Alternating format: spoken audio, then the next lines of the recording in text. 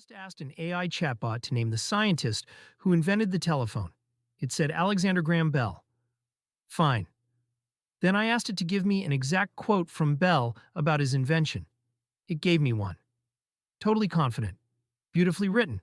I Googled it. The quote doesn't exist. Bell never said it.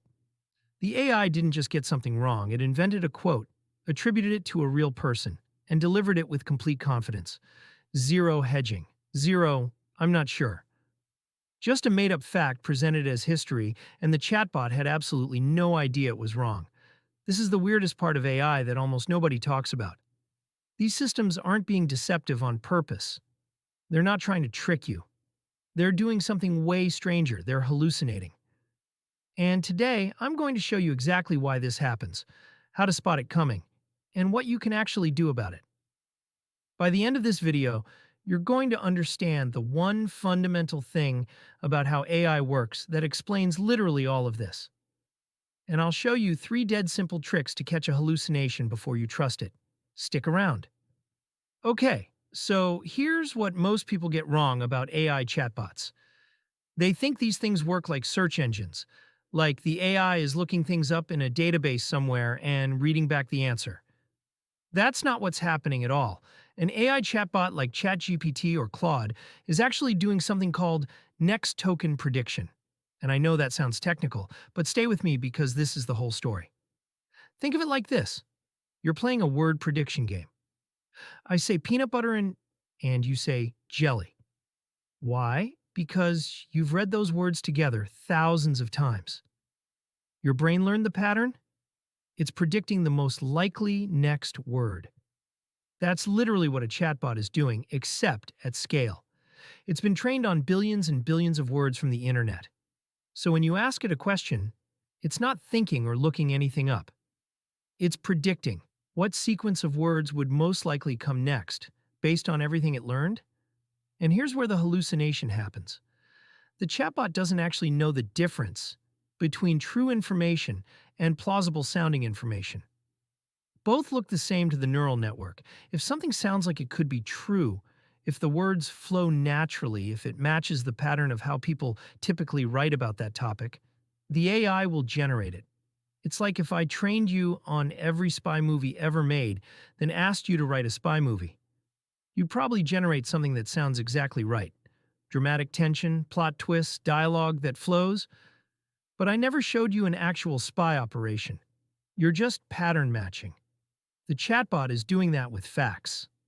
And because it's so good at pattern matching, because neural networks are genuinely incredible at predicting the next word, what it generates sounds completely authoritative. It sounds like it knows. That's the scary part. It's not tentatively suggesting something. It's not saying maybe or I think. It's speaking in a tone of voice that suggests certainty. That's because, from the chatbot's perspective, it is certain. It's just certainly wrong. So how do you spot this? What are the tells? Number 1, check specificity without sources. If an AI gives you a very specific fact, a date, a number, a name, and doesn't cite where it came from, that's a red flag. Real information usually has a trail. It came from somewhere. If the AI can't point you there, it might have made it up. Number 2, the confidence to uncertainty ratio. Ask the same question twice or 3 times. A hallucination will often change. Because remember, it's not looking anything up. It's predicting. On one pass, it might predict one answer.